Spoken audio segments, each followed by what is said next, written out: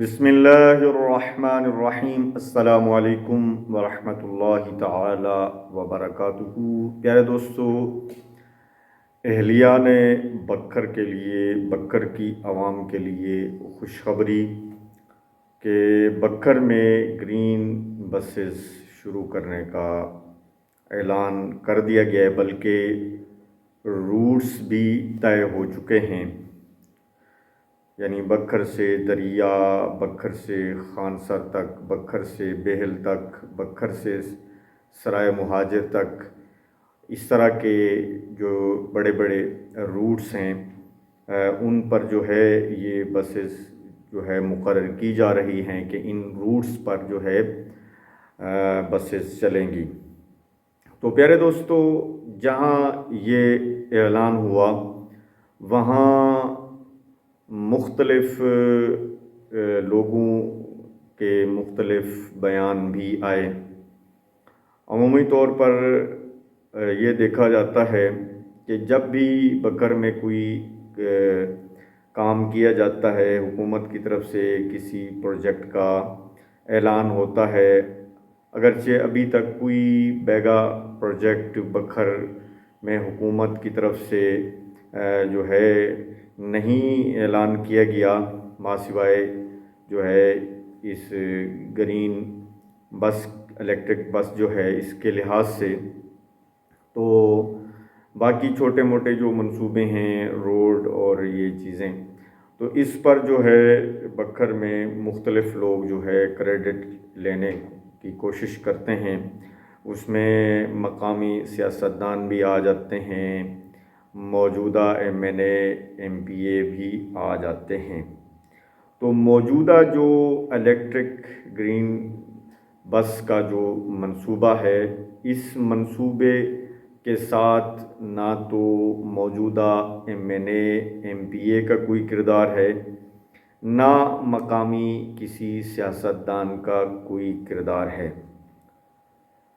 اس کی وجہ کیا ہے؟ اس کی وجہ یہ ہے کہ یہ سارا کریڈٹ جو ہے صوبائی قیادت کو جاتا ہے کہ وزیر اعلیٰ مریم نواز صاحبہ کا یہ ویژن ہے، ان کا یہ منصوبہ ہے کہ پنجاب کے ہر ضلع میں الیکٹرک بسز چلائی جائیں گی۔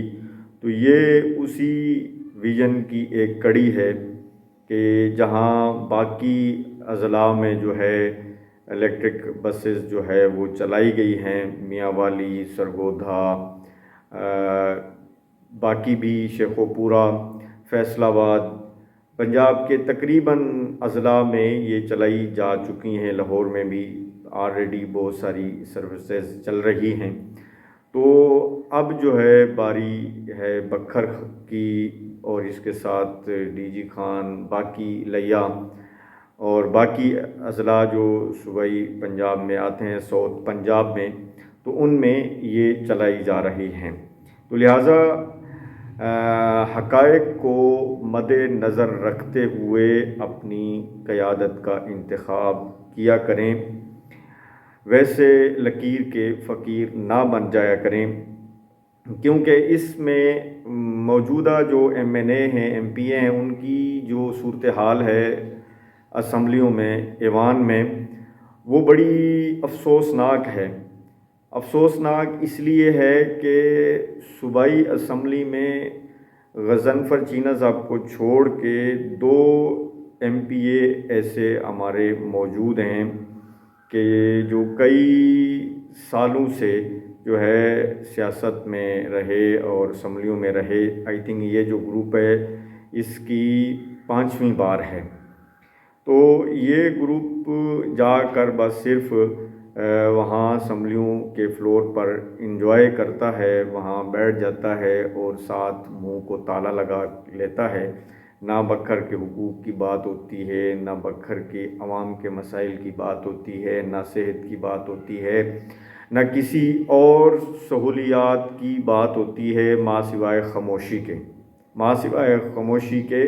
تو ان لوگوں سے یہ گزارش کی جاتی ہے کہ بھائی آپ کو جو منتخب کیا گیا ہے، عوام کے حقوق کی بات کرنے کے لیے، اپنے ضلع کے مسائل کو واضح کرنے کے لیے، اجاگر کرنے کے لیے، نہ کہ وہاں جا کے آپ خاموشی سے بیٹھ جائیں۔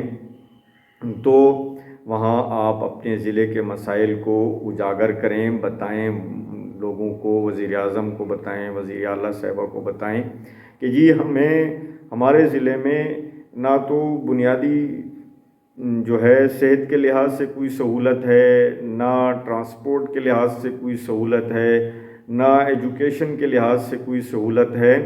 تو اس پر ہمیں آپ جو ہے پیکج دیں، ہمارے ضلع میں کام کریں۔